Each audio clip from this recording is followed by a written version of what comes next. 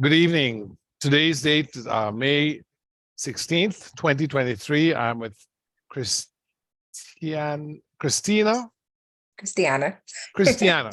Almost Yes, Christian, right? Christianna, almost Christian. Chrissy Ambo-Jones, Yes. who this year was awarded the Con Edison Leadership or Living Our Values Award, a very high honor.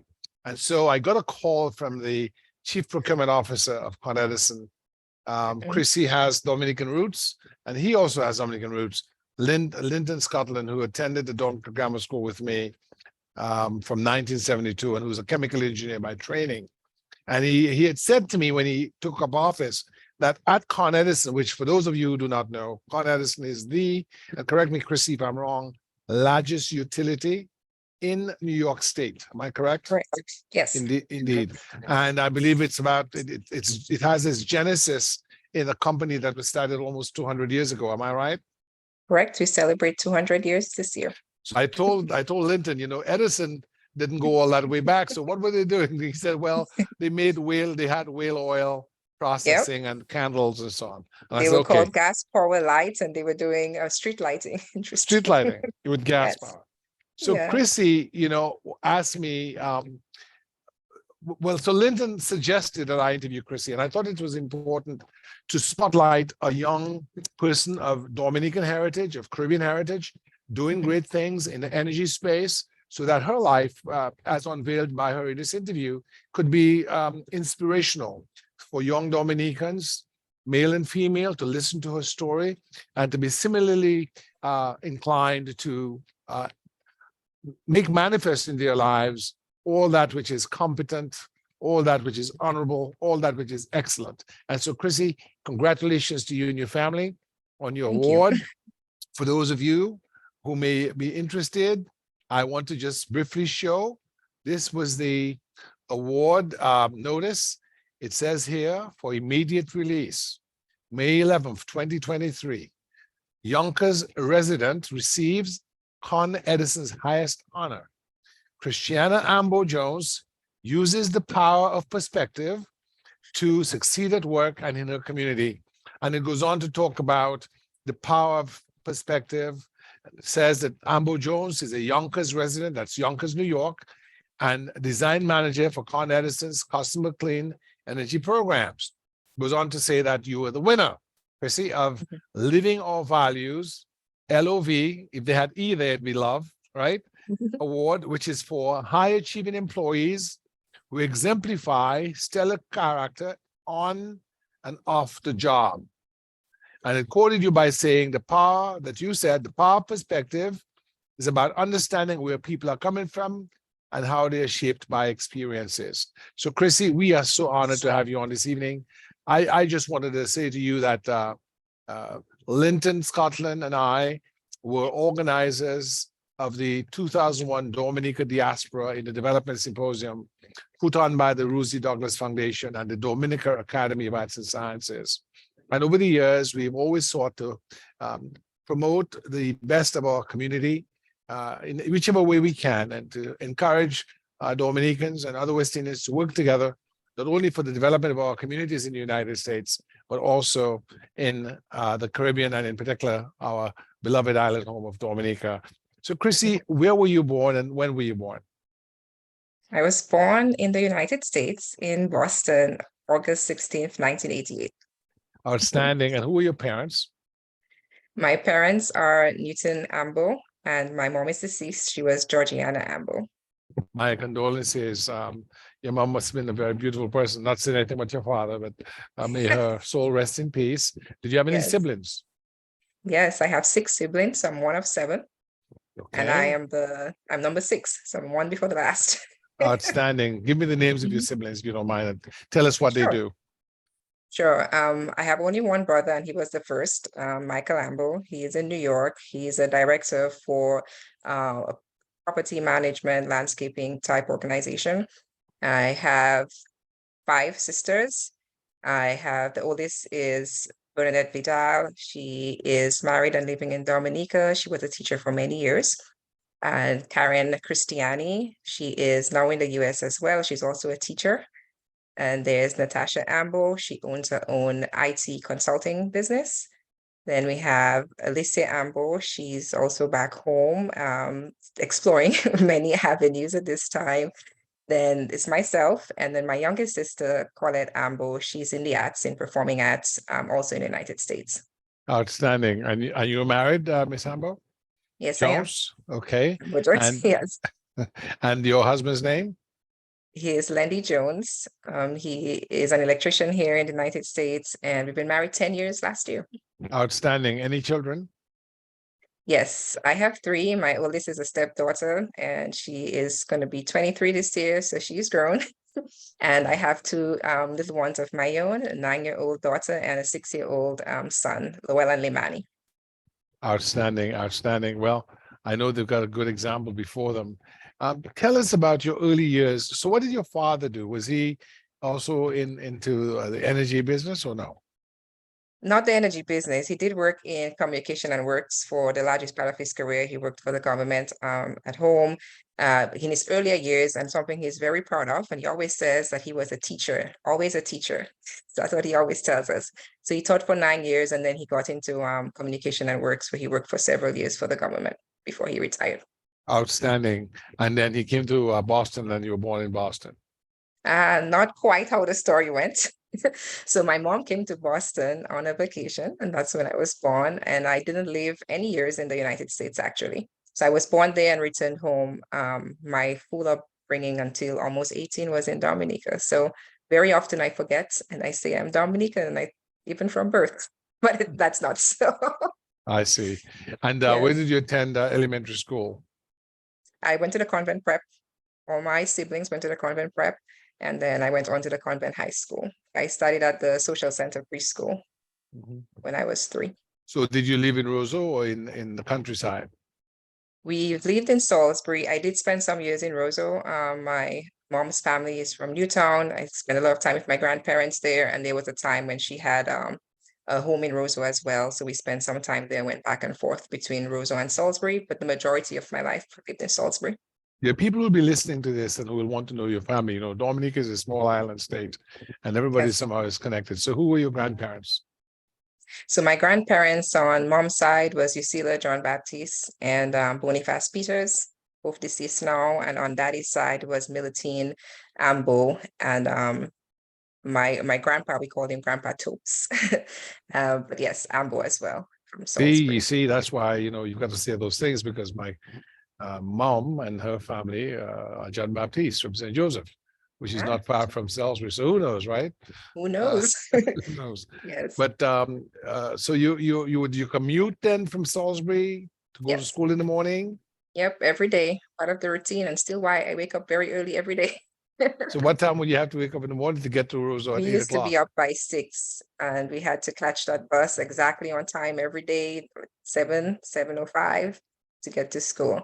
And I can't say we were early every day. We were not. Okay. So what were your Yes. favorite subjects at the convent high school? I really liked biology, even if that's not what I pursued. It was one of my favorites. But when I got to select subjects, I chose well, interesting story. I always choose something new. So I chose IT, which was relatively new at the time. And I did business subjects as well. So I did accounting. And any memorable teachers at the teachers convent high school that you remember? Yes, I would say lots. I would even probably go back to convent prep, which is one of my, I would say, teachers I'll never forget, Miss Esther Robinson. She taught me for 2 years in the convent prep. And then, yes, in the convent high school, I had, Before you move on, why did you remember Esther Robinson?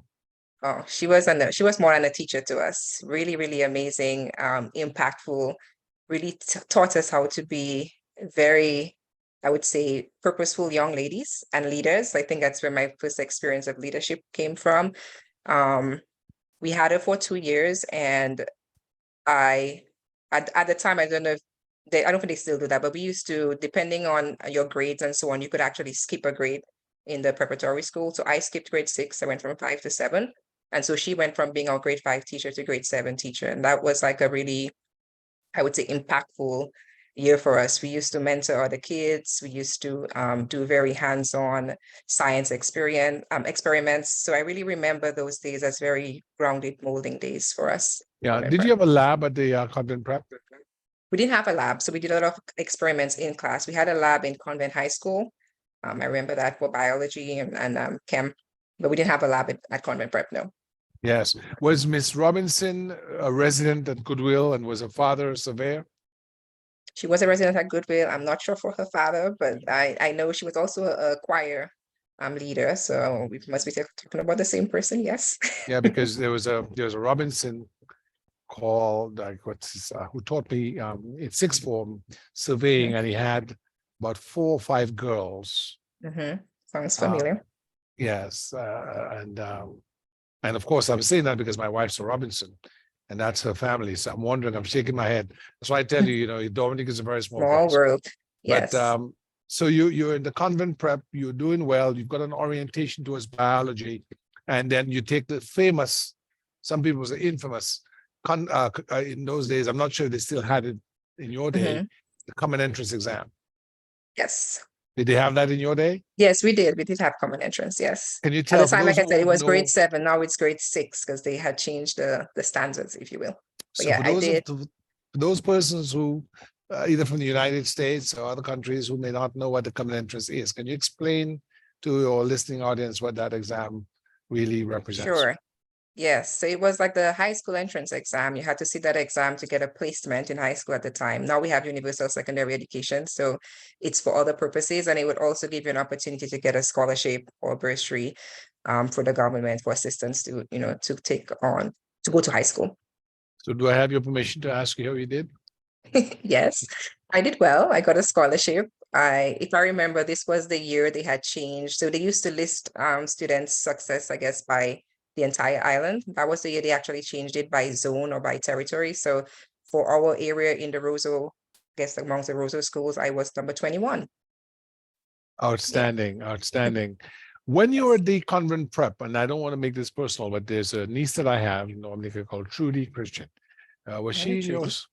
You know Trudy? Yes, I know Trudy. Yes. How she was in high school. She was in convent high school when I was there.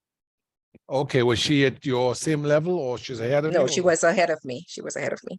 I see. Yes. I see. Indeed. Let's see now. So you're at our convent. Tell us about what kind of community engagement, because one of the things that struck me was that the Con Edison Award was not simply for your performance at Con Edison, but it seemed to suggest that you were also living our values by being a volunteer of sorts, being a community leader. So did that start in Dominica, and did that have anything to do with your parenting? Very much so, yes. Especially, I would say, especially in high school, I was very much involved in church. I was a part of what we call the parish PYMT, Parish Youth Ministry team. For many years, I was the secretary there. Like I said, my leadership really got molded in the convent prep from Miss Robinson. We used to do peer tutoring, so we used to help each other in group work, in teams, with peers. I remember she invited us back even when I was in high school to help at the Pioneer Prep to tutor other students, which was, we were young ourselves, and being able to make our way to that school to mentor the young kids was really very early years of leadership for sure. But yes, I spent a lot of time in church activities and youth groups at school, a few times being, house captain, being prefect for sports teams. And in my final year, I was the deputy head girl. Outstanding. Deputy head girl. Reminds me of somebody at grammar school in my day, but I won't talk about that. It's not my interview. So tell me about sports. What sports, if any, did you play, Ms. Ambo?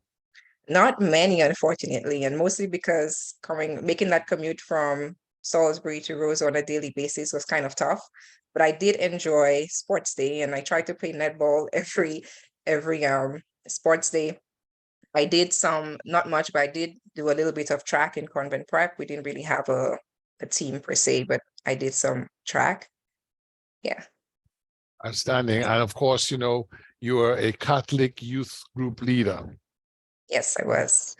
At the time you were at the convent high school, so in my time at the grammar school, we had the United Student Council in the 1970s. Then we have the Dominican Federation of Students. All these were organizations that confederated the different student councils in the high schools of the time. In those days, there were just initially when I came to school, there were just 4 high schools: the Dominican Grammar School, the St. Mary's Academy for boys. The grammar school started co-ed in my year with a few girls. Then the Wesley High School and the Convent High School for girls. Convent High School and St. Mary's Academy were owned by the Catholic Church. Catholic Church with support of the government. The Wesley High School was owned by the Methodist Church with the support of the government. And the grammar school was the first government school for boys at high school level. Started in 1893. Later on, I think 73, 74, the government built a high school at Portsmouth with a donation of land, a gratis, really minimal payment of, I think, $1 an acre of land from Bob Garraway, who's the father of Pat and Judy Garraway, who owned the Garraway Hotel. So he gave the government essentially a gift of land to build that school, so that people from Portsmouth wouldn't have to go, because in those days, people from the country had to come to town and board at the homes or at the grammar school at a hostel. SME had a hostel. I don't think Convent ever had a hostel, although there are some people who live there. But there were these student councils. Did you have a student council at the convent? Not in my time, no. So you never had like a national student organization? Maybe at the national level, but not that I remember for the school itself. Okay. So you're now coming to, so during any memorable events that you took part in at the convent high school during your time? Yes, in my 5th form year, I know we planned, I mean, there's a lot of things that I think used to happen and we tried to revive back in our, I would say 4th and 5th form years. So our group had revived what we called the Jeans Day. So, planning that event and, getting people to come to school and perform, and people get to dress down. That was really fun. Something that we did. So you came to school in your jeans? Jeans and a t-shirt, yes. Amazing. It was fun. Bringing the fun back. Indeed, indeed. Did you also have schoolhouses for athletics in the convent? Yes. What were the names of the schoolhouses at convent? Yeah, I think they have them all today and they added one, but I was a member of St. Cecilia's house. St. Cecilia's house will always be on top. I can remember that song. But yes, that was the blue house. It's funny because most people from Salisbury were in St. Teresa, because that's our patron saint for Salisbury. But my sister and I were in St. Cecilia. St. Teresa is what color? It's pink. Okay. Yes. And then there was St. Anne, which was red, St. Rita, which was orange, St. Joan, yellow, St. Agnes, green. Hold on, I think it's 5 of them. You're going too fast. I went too fast. St. Joan is yellow. St. Anne is red. Yes. And so I have St. Cecilia, St. Teresa, St. Anne, St. Joan. What's the 5th one? St. Rita, orange. Okay, so you have 5 houses? Yeah, we had 5. They have a 6th one now, which I think it's purple, and it's based on a black saint, which was very nice. What's that saint? Is that St. Augustine? No, it's actually not St. Augustine. And I heard you mention that in one of your interviews, but no, it's I can't remember the name exactly, but I can find it. Yeah, St. Augustine was actually in what is modern day Algeria in North Africa. Yeah, it was a woman saint, but a black saint. So that's a purple house that they added a few years ago. Okay, if you remember it, then, but that was not in your time. No, not in my time. Okay, is there a convent high school alumni association? Yes, there is one. I'm not an active member, but I know there's one, because every time they have the school celebrations, which they now have their web page and everything is online, social media. So I see that there's an active alumni association. Yes. Considering the needs we have for youth leadership in Dominica and community engagement, do you believe it's something that we should sort of promote among high schools in Dominica to have alumni associations? Definitely. So, and if so, why? Yeah, I think it's really important. And you said this at the beginning, and I said this too in what you were reading from the quote. We are shaped by our experiences, by our upbringing. That's part of who we are. It's the thread that continues to give. And I think it's really important that we can reinvest in those foundations for our future generations. I think it's really important. A lot of us do that today with our colleges and universities, but we should also go all the way back to preschool if you can, and primary school and high school. Because I think that's where we really get shaped as humans, where we really become who we are. So if we can start having those organizations even earlier, not just for your university or college, but going back to your high school and going back to your primary school, I think that's very important. Outstanding. So when you were a convent prep student, was there at the convent prep a brownie organization? Brownies, the brownies are the Yes, sort of precursor organization to the Girl Guides in the United States, to say yes. Girl Scouts. Tell Yes, us there about was that. brownies. Yeah, there was brownies. I don't remember if it was like an active part of convent prep itself, but I remember brownies was like a national organization, which was very, very active at the time I was going to primary school. So with the Girl Guides, we used to have the 4-H club, which I'm not sure is very active anymore, but I remember being a part of 4-H club in primary school, after school. Stick a pin in there. Our mother, Alberta Christian, who's 93, going on 94, Oh, she wow. wrote a book that referenced that, was a 4-H club member in St. Joseph during World War II. Oh, wow. And they used to take seawater to make their salt because the German U-boats were torpedoing ships. About 444 ships were torpedoed in and about the Caribbean during the war. Mm-hmm. In Mm-hmm. fact, even in St. Lucia Harbor, the Lady Drake and the Umtata were torpedoed by a German warship right there in the harbor. So the U.S. had to garrison the islands. There were U.S. bases in Antigua, which is what is now Vermont Airport was a former U.S. Army Air Corps base called Coolidge Airport or Coolidge Field, Coolidge Army Airfield. And the St. Lucian Airport, Honoree Airport, used to be the U.S. Army Air Corps base, Bean Field. And I know a lot of those things because my dad was in the Army during the war. But our mom was in the 4-H club, and she talked about growing tomatoes and Yep. making sugar from squeezing the cane because they couldn't get Wow. feed. So were you a 4-H club member? Yes, I was in primary school. Outstanding. So what are is it 3 H's or 4 H's? It's 4 H's. I Tell don't us remember what they what they are. stand for. Is it I actually don't heart, remember. heart, Hands, hands, health, I head, think. Head, and health? I think so. But definitely heart, hands, and head. I now as you say it, I remember it comes back to mind, almost like memory. Almost Now anything remember, is now the same you were the thing. 4-H club member. I was not a 4-H club member. I was a But it does, club yeah, it scout. does come back. Yes, indeed. What principles did you glean from the 4-H club movement that may have facilitated your success in leadership at Con Edison? So I remember, like in terms of activities, it really helped mold, I would say, the full person. I remember doing sewing there. I remember they had cooking classes. There was an agriculture program. And I remember one of my activities specifically, I remember, is going to Cochrane, I think they used to have Rabbit Fest back then or so, and they probably still do. But going there as with the 4-H club for some festival, we went there. So being able to, again, being very young and going with your 4-H club members to participate with your school in an activity. So I think just exposing you to community life beyond school and academics was very important. Outstanding. And you believe it's, again, the 4-H club organization is something that we should promote for Dominica and other Caribbean islands and even here in the United States? Of course, I do. I think a lot of these organizations, they, like you said, they teach us a lot of grounding principles in community service, especially being an important citizen, right? Being a part of your community and doing your part and helping to make positive contribution on a whole. I remember 4-H club. I remember the DARE program, Dare to Keep a Kid Off Drugs. That was also something that was during my time. So I think these types of organizations are very, very important. And we should have more of them. If they're still there, I don't know if they're still around, but we should have them continue and in any way we can give back to help keep those things as part of their bringing up the next generation. Yeah. Are you familiar with the JROTC cadet program at high schools in the United States? No, I'm not familiar with that one. Okay, so it's like a military program at high schools. Do Mm. you know we had that in Dominica when I was a kid?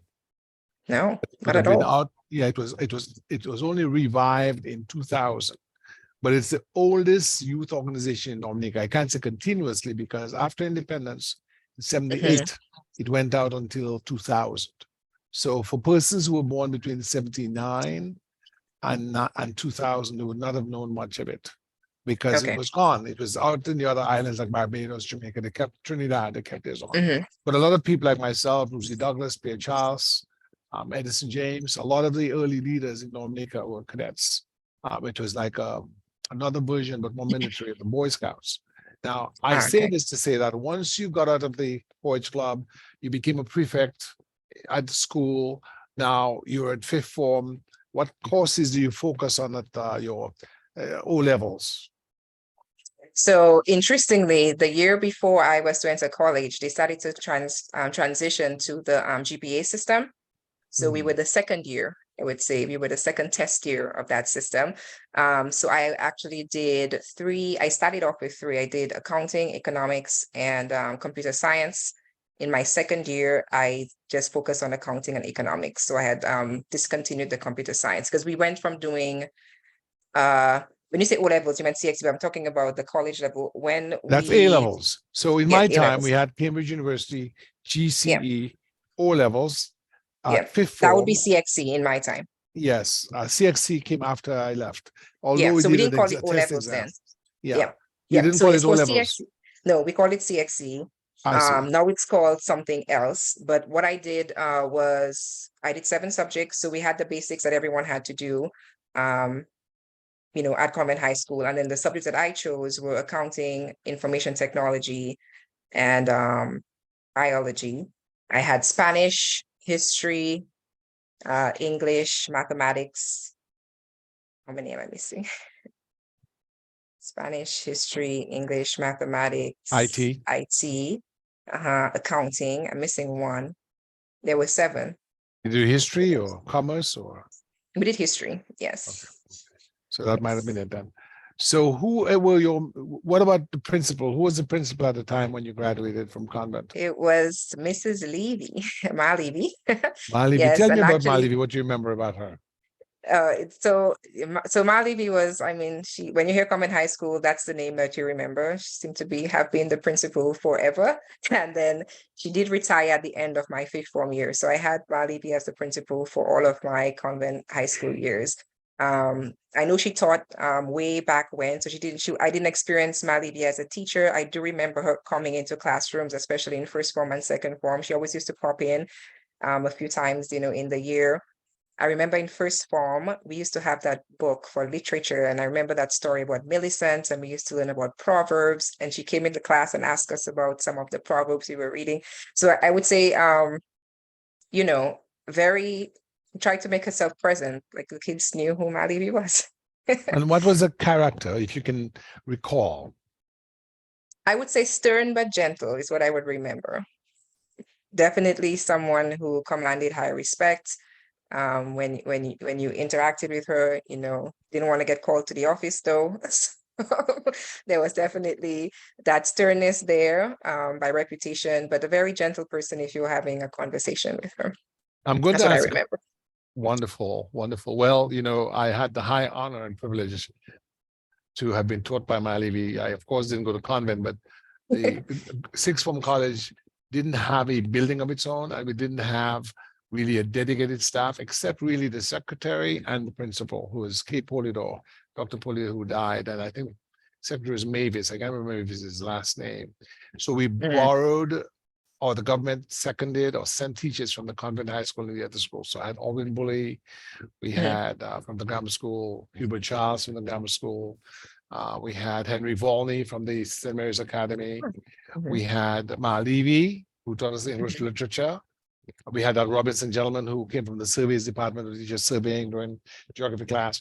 So Ma Levy was she was a brilliant English literature teacher, very wise, stern, very kind, and very competent. You really wanted to learn because she put her heart into it, and you could see that she had mastery of language, and she really was able to paint a picture in our minds of the places that we were reading about, and gave us a really deep understanding of literature that benefited those of us who went through her hands. Similarly with people like Alwyn Bully as well.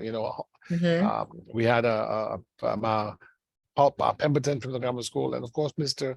Volney was a good teacher. Hubert Charles, he was also a good teacher. They were history teachers. But who are the teachers you remember from your 6th form days? And where was your 6th form located? You say 6th form, meaning my last years in convent high school? Or you're talking Well, about the college years? yes. Well, because what happened It's a little is, tricky, yes. in 74, 75, the Dominican government amalgamated all the six forms and made a Yes, sixth that form was college CIFO called call. CIFO Yeah. call. So So did you go to we're CIFO the call? phase at, so I'm so young now. It's the phase after CIFO call. Yes. So what happened was after CIFO call, when they started Dominica State College, I was the second year, Dominica State College. Amazing. Yes. You went to the Dominica State College. Yes, I did. That's good. Before you go talk about the Dominica State College, let me ask you a controversial question, perhaps controversial. Did you Mhm. have corporal punishment at the convent high school? No, no, we had demerits and detention, no corporal punishment. Okay, that's good. That's good. And then tell me about your days so you went up to the stock farm at the college up there on the Yes, hill? Okay. yes, we did. When I was coming up, it was the Clifton Upini Technical Community College, college, but yes. before that, I remember that area as a site of three things, Mhm. four things really that Dominicans need to remember. Five actually. There was a mining operation where they mined pumice, which Wow. is a fine white Mhm. powdery substance, almost like talcum powder in this pure Okay. form. Sometimes it looked pink, to Oh, ship to wow. Puerto Rico, where they Oh, further really? processed it into things like tiles. Okay. So there were caterpillars there, and that's where the village called Tarish Pit is now located. Mhm. So And Tarish Pit is born out of a mine. So this was Mhm. Dominica had a mine. They were doing mining, and there'd be a lot of dust, and there was a huge cavern that Mm. sometimes in the summer would fill up with water. You'd have a pool in there, and you'd go and bathe in there. And there was nobody Oh, really? living there. There was nobody living I there. know that was a healthy thing to do, but okay. Yeah, it was like you're in a desert because once it mined, then it was all white, all kind of chalk white Oh, and wow. pink, right? Then above that was the Her Majesty's prisons, and Mhm. next to Her Majesty's prisons was the Dominica Mental Hospital called St. Luke's, Oh, where really? people, yeah. So my mom worked there for a little bit, and then Mm. a little further up was a highly organized livestock farm, and that's where the term stock Stock farm farm. comes, where he had cattle from all over the world, from India and Europe, like Holstein, Zebu, and there was a milkery with automated milking machines where you'd put Wow. the milking cap on the udder of the cow and it would draw the milk down. And then behind that, there was a pond where they grew tilapia, Mhm. And I don't know how it happened, but sometimes when we'd be going up the road to Stock Farm, there was a little stream on either side of the road, and you could actually catch fish in that stream on both Mhm. sides of the road. But in those days, there was nobody living up in that area. It was just Right. cattle, It was just land. the land, and then there were windbreaks made up of glory cedar trees and mango Yeah, in the glory trees, cedar. Mhm. and sometimes avocado pear trees. And so in the summer, legions of children would go up the hill to pick mangoes and pears and stuff like that. Did you have any of that experience at the stock farm? I remember going beyond the school to get tamawe dessert, which I wish I had some right now, one of my favorite fruits. So yes, I maybe at the time it was, boring without asking. We did go past the school grounds to get fruits and guavas too. Yes. Yes, there are a lot of guavas up there as well. Yes. So how would you characterize your college days at the Dominica State College? Yeah, they were interesting days. I mean, it's fun in the sense that, you have that different level. We finished high school at 16. I was 15 at the time because I had skipped that year in primary school. So you have that level of independence, you're going to stock farm on your own, going to college there. You're meeting, for us, like for me who went to Convent Prep and then Convent High School, which was an all-girls school. I was meeting, people from other high schools that were coming to college. So it was a great experience for me to meet people who went to other high schools across the country, get different perspectives from different students. So that to me was very fun and interesting, to meet other peers, I guess, in that way, and to go to school with other people, and to become co-ed again, because Convent Prep is co-ed, but Convent High School isn't. So that part was great.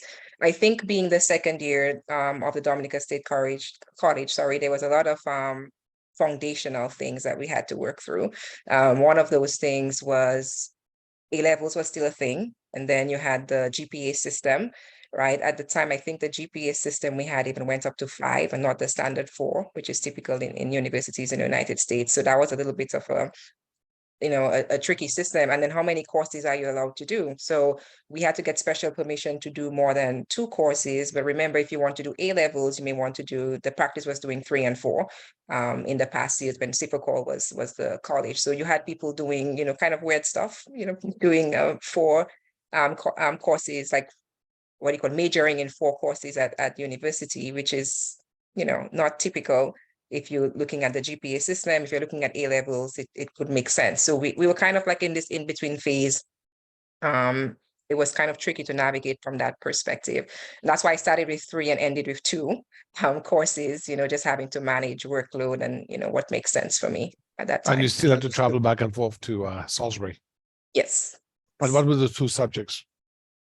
So I started with computer science, accounting, and economics. So you'll see that as a pattern. I always add something new.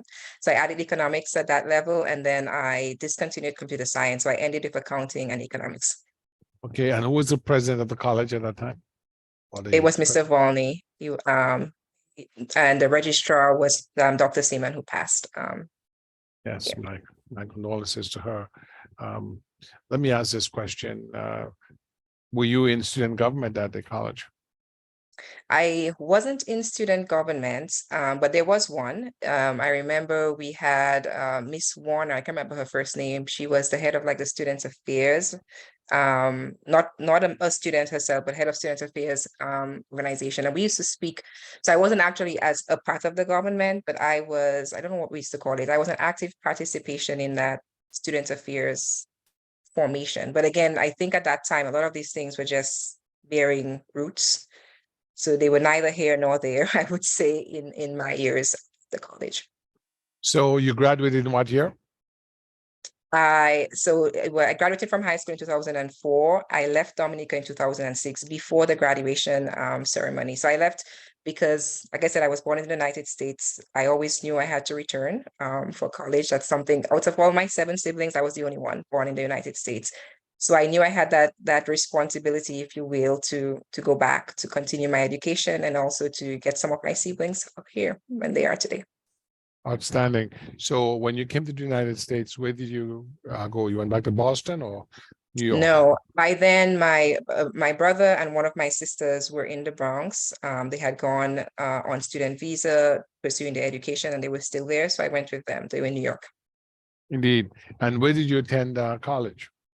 So I went to Baruch. I went to CUNY Baruch College. And when you say CUNY, you mean City University of New York? Baruch. Correct. City University of New York. I went to Baruch College. I did business administration with a focus in economics and a minor in sociology. Indeed. And then did you have any post baccalaureate education? Post Yes. BA.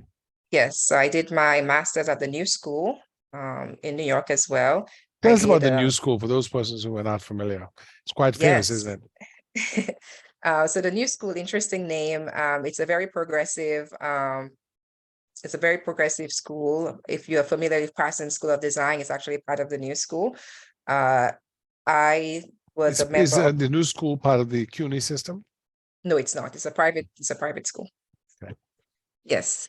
So I went there and I did urban policy analysis and management as part of the Milano program, which focuses on public policy, social impact. Outstanding. And once you graduated with the MA or MS? It was an MS. What did you then do? So I took a break. So I worked through my undergrad degree. I worked for my master's degree. So I've always done my tertiary education whilst working. And during that time, so after I had gotten my master's degrees, when I went on to work at Con Edison. So I've been at Con Edison for more than 8 years. And recently, as of, what month are we in? As of 4 or 5 months ago. May of 2023. Yes, I studied a doctorate program at Marymount University. So I'm back at school. Outstanding. So what is your doctoral program going to focus on? So it's a doctorate in business administration. We call it a DBA, and it's in business intelligence. Outstanding. And maybe with a minor in artificial intelligence. Because remember, you always add something. I always have to add something. Indeed. During the time you were at Baruch, were you part of the Caribbean Students Association? No, I wasn't. I didn't actually, Baruch was probably, and probably the new school too. I didn't really join anything as part of the school body. I was active in other, I would say, social activities outside of school. For And of course instance, I was working, yeah, but nothing within the school body itself. give me some examples In of those organizations that you were part of. Sure. Well, one thing, and I always do, and since primary school, is I'm part of the choir. So I sing. We had our own Dominican Caribbean choir in the Bronx called the New Life Music Ministry.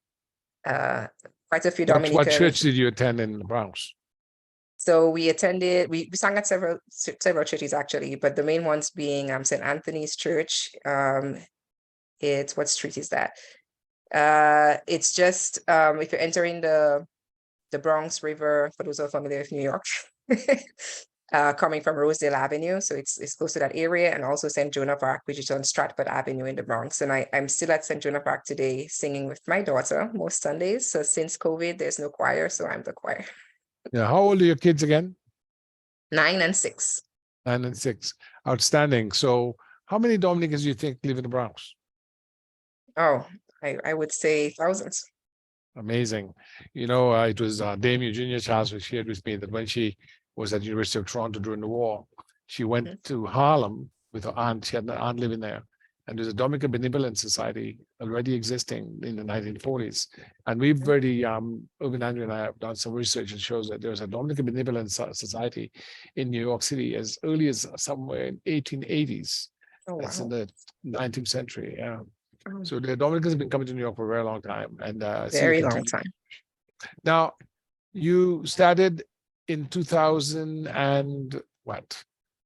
8 at Con Edison, No, it was late 2015. 2015, and in Mhm. just that short space of time, less than 8 years, you've soared to the stratosphere of success by being given the highest honors. You know that, which is what Yes. brought you here. What caused for you to? What do you credit for that success? Yep, I would say very, very short space of time based on, the average number of years someone would, be at the company to receive this honor. And I think a big part of it has to do with work that I did with what we call the Blacks United in Leadership and Development Build ERG organization, and an ERG being an employee resource group. And during the And that's pandemic, Blacks United. in leadership and development. Okay, go on.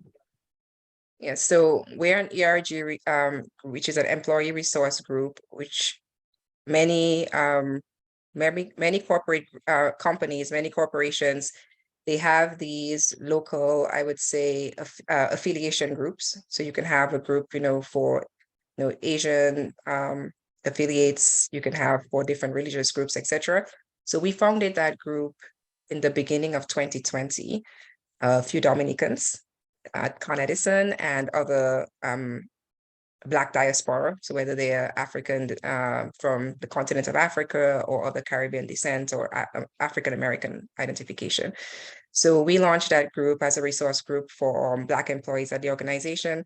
And I really think one of the highlights, or one of the things that we did, was during COVID and during the social unrest in America when the murder of George Floyd, we started town hall sessions where we allowed employees to speak freely and to share their feelings and to really have an open space and a safe space to discuss social issues, which was new chapter for the company, which was not done before and really groundbreaking. And I learned even after receiving the award, from many people who came up to me and said that this was something that really was very impactful and pivotal for them personally and also for the company to do. My role, although I like to be in the background, my role in that was really, I had participated in, and it goes back to show how having those types of organizations, like you were mentioning, like the 4-H Club and these type of social networks are important. So I had participated in an organization localized to Con Edison then called the Leaning Circle. You may be familiar with the Leaning Circle. So we had a chapter at Con Ed, and I had, prior to the pandemic, I had And then participated. when you see the learning, LEARNING, No, learning, lean in. lean in. Oh, lean So in, as in lean in, yeah, Lean. yes, Lean in. lean Okay, in not circle. learning. Okay, good. Yes. Yeah. So we had a chapter of that at Con Edison. And what is the purpose of the leaning circle? It was really for women, having a, if you call a network of support for women at work to talk about, issues that were relevant to us, about advancements, about work-life balance and those types of things. So that was started a few years before the pandemic, and I was in one of those circles at work.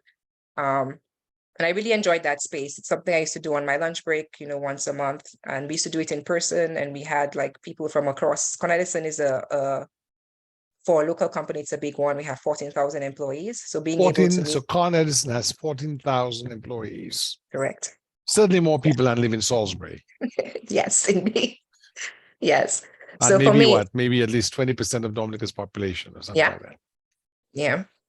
So for me, it was really important to have that connection with, other women at the organization at all levels, right? Who would come in this small space. It was probably like 6 to 8 of us at a time, and have those connections and talk freely without fear, right? It was a comfortable space, no judgment, where we could speak freely. And so when we went for that, so the pandemic was a very isolating time, right? Everyone was home, going through their feelings, having to adjust to remote work and other things. And then with the murder of George Floyd, there was a lot of, thoughts going through people's minds. I remember What did you think when you know who first told me about George Floyd? Oh, The same person who first told me about you. I was Thanks. going to get my windshield. It was Oh. Memorial Day of 2020. I was on the BW Parkway and the motorcycle went by and spun a stone and cracked my windshield. So Oh, the wow. following week I was going to get my windshield repaired. And I got a call from that famous Dominican who you know well, and he was, very concerned. But I had not seen the news. I didn't know what he was talking about. And once he said it, I went in my phone, and then of course, And it was that everywhere. Thursday, and by Friday, then the riots and the reaction came. How did you feel when you heard of George Floyd's death? Big sigh. I mean, honestly, and it continues after. It's exhausting. I think every time we hear of something like this, it seems like a cycle that's never ending. It's very disturbing that this is modern times and this is not something of the past. I think it weighed very heavily on us during the pandemic, especially because I think that was what gave this a lot of energy. People were home and people were paused. No one could escape this, right? You couldn't turn a blind eye and just go on to your regular day because it was not regular times. So it weighed very heavily. And I think something that stayed with me was I think my daughter was in kindergarten at the time, or first grade, one of them, I think was kindergarten. And they were talking to them about it. And at that time I'm home. So I'm hearing the conversation at school. I was literally in their classroom because they were doing classroom on Zoom. So I'm hearing a teacher trying to explain to 6, 7-year-olds about, the murder of a Black man and, trying to explain something that to me is unrealistic. Like, why is this happening? So yeah, it was really a difficult time. And I think a lot of employees didn't know how to handle that. How do I bring myself to work? How do I work after that? And the usual thing or the normal thing is you just keep, you just go to work and you keep working, and people need to process things. People need to, for you to be able to be productive at work, you need to be able to be psychologically safe. And I think that's a big thing that we did with launching those town halls. So that was an idea that I brought up, saying, well, how can we, in a virtual way, have something similar to the Lean-In Circle? So you launched the town halls after George Floyd. Yes, we did. Outstanding. So you in took that partnership with initiative. our ODI team. Yeah, we had a meeting with them. So the What does BODRG, ODI mean? the Office of Diversity and Inclusion. Outstanding. We met with them. We had a meeting and we suggested having Lean-In Circles type settings to give employees a space to breathe. Right, Yes. George Floyd couldn't breathe, but we needed to breathe. Yes. And that's the first time. And I think even people outside of Con Edison has said that their companies had not done that. They had not done that before. So I really think that's one of the important factors that played a role in me, receiving that award. So you'd say that the corporate leadership at Con Edison is very open-minded and very progressive? I would say that we're getting more so. There's a lot of work to do. Yes, Yes, indeed. yes, but definitely so. Since that time, I have seen a lot of progress. We've launched what we call different diversity councils for each organization. So it's a big company with several different organizations within the company. And so each of them have started their own diversity council. We have this more localized group that's focused on this type of effort. And we do put out our diversity, equity, and inclusion reports. So they're doing a lot of active work in this space, which is nice to see. And I, so this is wonderful. So you here you are at the top echelon of corporate America in the energy space, but you were conscious enough of the conditions in the community arising from the death of George Floyd to really try to make an effort to show leadership, to bring people together to discuss this issue of racial discrimination and racial prejudice and police brutality. So in your words, people could breathe. Yes. So that they wouldn't have all these feelings bottled up within. Correct. And we could work, right? You can be productive. Yes, yes. This is wonderful. Boy, there was a time when there was a gentleman called Rodney King who was beaten senseless by the LAPD, and the police officers were arrested and charged, and they were all acquitted. And LA went up in rebellion, and the rebellion spread. And I never forget, I was at law school, and I went to the firm, and I was only Black law clerk. And it was like you could, everybody was walking on eggshells. Everybody knew what was going on, but nobody wanted to see anything. Nobody would address it. There's no ODI. So I told the partner for whom I was working, I was a clerk at the time at Smith School, that I'm going to the library to do some research. Well, I didn't go to the library to do any research. I found myself down at the Justice Department with hundreds of Howard University law students. And our chant was no justice, no peace. And I was with my girlfriend then, or my wife, and we were captured on the evening news on Fox Channel 5. Oh, Lord. And I'm looking at the television and I see my goodness. I'm coming down from the Justice Department. And I said, I just hope no one from the law firm is looking at television. Because he'll say, here's Christian, he's supposed to be the life doing, because in those days, there's no internet. So if you wanted to do research, you had to go to the library to do research. If you didn't have the books at the office, it was pre-internet days. So that is my story about not having a Ambo-Jones in the firm to set up a town hall, because that would have been outstanding way to do, because only one person was an Italian-American law clerk from American University who came to me and said, look, I gave by, and he talked in whispers. I just want to let you know, I don't like what's happening, but everybody else just kept, Yeah. People don't know what to say often. And honestly, we learned a lot from that. And I want to share that, like, sometimes people just don't know how to react or how to respond. And we started off something just for trial. It was supposed to be 2 or 3 sessions. We had 11 sessions. People were asking for more, and people were crying on these calls. It was very, very emotional and very, very much needed. Outstanding. Something I'm very proud of. Living our values. So what would you say are the values of Con Edison as you have been able to work with the corporate hierarchy to do these sorts of interventions? How would you characterize the value system at Con Edison? So it's very clear. I can actually say what it is. There's a priority on safety. Of course, we are a utility company, and a lot of our workers are in the field.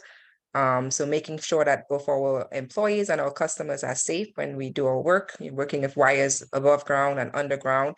So safety is a high priority for us, even in driving.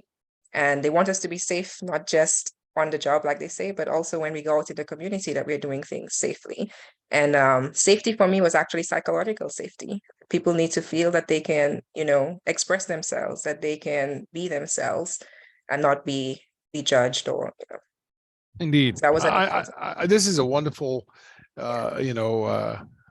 opportunity here to segue into other Dominicans. But before I do that, safety in the field, safety while hanging wires, safety while doing work, but psychological safety. And in a sense, isn't that the first place that it starts, in the mind? Exactly. Because if you're careless in the mind, if the mind is burdened by all kinds of, prejudice and trauma, then how clearly can you think? How competently can you execute, the task of hanging a high voltage wire especially if critical work. Critical work where, you know, and the first person who told me about that, the first time I really heard about Con Edison and had a sort of sense of it was from an electrical engineer from La Plaine who was head boy at the grammar school called Dexter Newton. Yes, Dexter. Tell me about Dexter Newton. What you know So about he's him. one of those famous Con Ed Dominicans indeed. Yes. He was the So I know first that I Dexter knew. well. Very nice, very, very Yes, brilliant yes. brother, very kind, very respectful, very competent. I spoke to him not too long ago. He was part of that group with Linton Scotland at the Brooklyn Marriott, you know, with Yes. people like Dr. Mechanical Engineer, Dr. Bevin Etienne, who introduced me to him. Very good person. So tell me about the Dominicans and other West Indians at Con Edison. It seems that there's a good network there. Yes, there's a strong network of us. Like we said, a lot of us doing very well in different roles.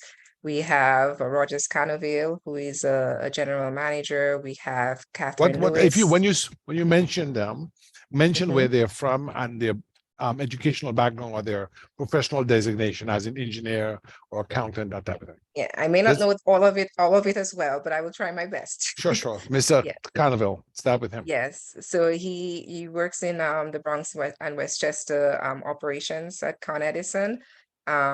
What's his background? What's his skill set? If you know. I'm not sure. Yeah, and I don't want to misspeak if you will. But there's also Catherine Lewis. I know she has a background in HR. Right now, she's a director in gas operations at Con Edison. We have Lucerne Francis. She's a department manager in our accounting and finance department. That's her background as well. We have Dwayne George. He is a planner in substations. His background, again, I don't want to speak on if I'm not very sure. Who else? We have quite a bit of people. We have well, you mentioned your friend, Linton Scotland. I should have said him first. He's a chemical a engineer. VP in supply chain, and his background is engineering. Yes. We have Terrell Mason. He is a supervisor, and he also worked in our facilities group as well. We have Urani, forgetting last names right now. He's an electrician by background. He worked at Dominic, I believe, when he was in Dominica. And for those who are listening who may not know, Dominic is a Dominica version of Con Edison, is a national utility providing electricity services. Yeah, Urani Carter. And we have, I can't pronounce her last name because it's African, so I don't want to say it. So I will. But she's Dominican but married to an African. No, she is Dominican, and her parents are Dominican and African. Yeah, oh, I she's see. From Portsmouth area. We call her Shola. Shola. Yes, I'll give her Okay. a shot. Yes. I see. Yes. Outstanding. So that's at least a dozen people there, sounds like.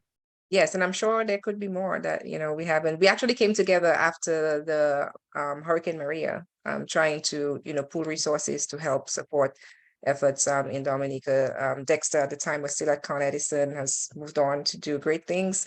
But yeah, and we still keep in touch. We look out for each other, and really a great support network. Most of them are members of Build. So most of them are founding members of Build. So very, very, very proud of our Dominican network at Con Edison. Outstanding. And I just want to give a shout out. Dexter Francis is a great patriot, a real, dignified, proud, humble, Yes. kind, and productive guy, like you in a way. I really wanted to say to you that it was important for me to speak with you so young Dominican boys and girls could listen to you and be inspired.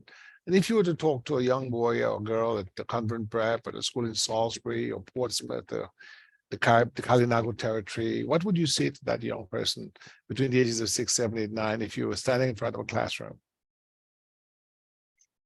I would say I guess the things that I've always said to myself, one of my favorite quotes is, the journey of, a million miles starts with a single step. I'm always someone that tries to do the small things to get to, greater things. So I would say, keep your options open, keep doing, right? Keep focused, keep doing. If something seems insurmountable today, if something seems challenging, if something seems too big, just think of the small step that you need to do right now to get to that place. That's something that has taken me many places. It's how I studied my doctorate degree. It's how I wrote a poetry book and published, which you didn't talk about. Yes. Congratulations. Oh, thank you. But yeah, just really finding a way to do something now that will take you closer to where you want to get to. Um, it's part of, I guess, being self-motivated, and look out for other role models among you. And heroes and role models are not always these great people that are very far away. There are always these people on TV, right? We have heroes and role models among us, in our families, like you said, our teachers.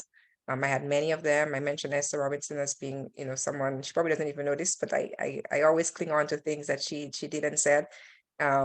There's a group that was formed when I was in high school, Go Girls, led by two Dominicans, Sharon Zephyr at the time and Samantha Doctrove now later. It was a girls group, a girls empowerment group, a dance group as well. And, people like that really helped to form and mold me. So I think look for your heroes and your role models close by. We have lots of them and lots of good example. And what would you say to those who are already in college, who are studying, and maybe things are going tough and they're thinking of dropping out or hitting the bottle or doing something even worse? What would you say to them? Because I know you had your challenges, like even if you were born in the United States, you had to come in and find your way in a maybe strange world because you grew up in Dominica. When those challenges come, what would you rely on? What was it, your Christian faith? What were those resources you called upon to overcome? Yes, definitely faith is a big part of it. I've always, my fifth form, I don't know if you guys did this when you were in high school, but the last day you have to have your shirt and you design it, and you have your stuff at the back. We used to bring our markers and sign it. So I remember my high school fifth form shirt, it said, God has carried me thus far and he'll continue to carry me. And I keep on saying that because I keep going and it's working. So faith is definitely a big part of that for those of you who believe. And I also think being intentional about what you do in life and being purposeful will take you very far, right? If you chose to go to college, if you're there, if you're already doing it, right? Focus on the why. Why am I doing this? Why do I need to do this? And that will keep you going. Outstanding. Chrissy, we are very proud of you. And as I listen to you, I can see you can be a great motivational speaker. We need a lot of that in our communities here in the United States, as well as on Dominica and many Caribbean islands. We're facing challenges. We have youth leadership and delinquency and increasing issues of, crime. And we really need to spotlight heroes and heroines, like of course you present as a heroine to me, and someone who's prayerful, who's engaged with community, engaged with the church community and with her work community, but also giving of herself voluntarily to make a better world. So Chrissy Ambo-Jones, I just want on behalf of our Dominican and Caribbean and African diaspora community, just say, and global community and all the folks who mean well on this earth, to say that we wish you all the best. We salute your achievements, and we ask God to bless, keep you and your wonderful family, and to keep shining, because that's what Con Edison does, right? It provides the light. The light, indeed. Yes, indeed. So, any words for Mr. Scotland, who, as I said, is the reason we're here? Sure. I don't think I've seen a more patriotic cheerleader for Dominique. When he showed up with that flag, I was like, wow, really. And I think the people like that really, they keep you inspired, they keep you motivated for sure. And that's something I said, receiving the award, I think I was more inspired and more, motivated to continue doing what I'm doing. And I'm very thankful for people like him who continue to support, others to do good things. So yes, thank indeed. you. Thank you, Yes, Linton indeed. I'll Scotland. say thank you to Linton for introducing me to a wonderful Dominican, wonderful humanitarian. And I'll put a plug in for Linton, not that he needs it, but when Hurricane Maria took place, or how Linton used his relationship, I think, Dynegy, or company he'd worked for before, operational capacity in Dominica, I think we just simply just a measly 14 megawatts. And I think he brought a 1 megawatt plant to Dominica as a donation through his efforts, and that of those folks who rebuilt Dominica. So Lyndon represents, I know he'll say, well, Gabe, why are you mentioning my name? He's very modest. It's about Chrissy, but he represents that sort of He deserves motivational all the spirit, mentions. because but for him, I wouldn't know you. So God bless you. And thank you very much. You too. Thanks. Thank you very much.